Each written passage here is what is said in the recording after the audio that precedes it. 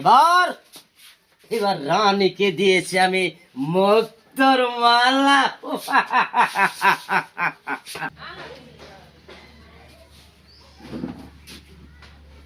কোথায় সেনাপতি? আদেশ করুন জাহাপনা।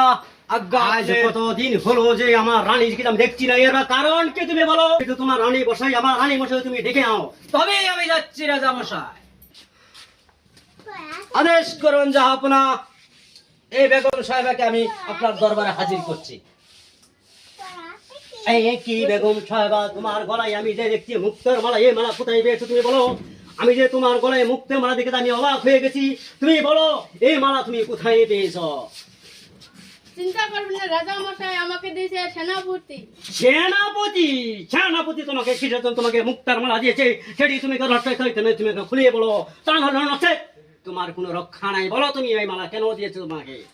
এই কথা বলবেন না রাজা মশাই, আপনি এই রানীকে কোনো সময় দেন নাই, তার এর জন্য আমি সময় দিছি।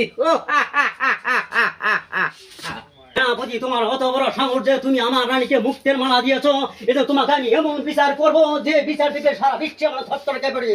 বলো তুমি কেন দিয়েছো তুমি আমার রানীকে তুমি মুক্তের মালা? সেই কথা বলবেন না রাজা মশাই, সে যে আমার বহুত অন্যায় হয়েছে রাজা মশাই। অন্যায়? এত বড় সাহস তুমি আমার হইয়ে তুমি কেন তুমি আমার রানীকে তুমি মুক্তের মালা করে এর কথা তুমি এখন এই মুহূর্তে তুমি জবাব দেবো, তা না হলে তোমাকে পিঠে চাম তুলে দেবো আমি। সে কথা বলতে গেলে যে রাজা মশাই, সে বহুত কথা আপনাকে আমি বলতে পারবো না, আপনি আমাকে ক্ষমা করুন রাজা মশাই। সরে যাও আমার এখান থেকে। আমি চাই না তোমার কোনো করুণ কান্না, চাই না কোনো তোমার আমি আবেগ। তুমি কেন তুমি আমার রানীকে মুক্তের মালা দিয়েছ তুমি সেটি তুমি আমাকে বলো, নচেত হলে তোমাদের দুজনকে কাউকে আমি ছাড়বো না। সেই কথা যদি হাজার হাজার চাবুক আপনি আমাকে মারুন, তবু আমি সে জবাব দিতে পারবো না রাজা, আপনি আমাকে ক্ষমা করুন। কেন তুমি দিতে পারবে না? তুমি দিয়েছো মালা, তুমি দিবে না, কে দিবে বলো? এই বিচার আমি আগামী কালকে করবো। চলো রানী, এখন আমরা গৃহে চলে যাই। বিচার বিচার সেনাপতির বিচার করবে?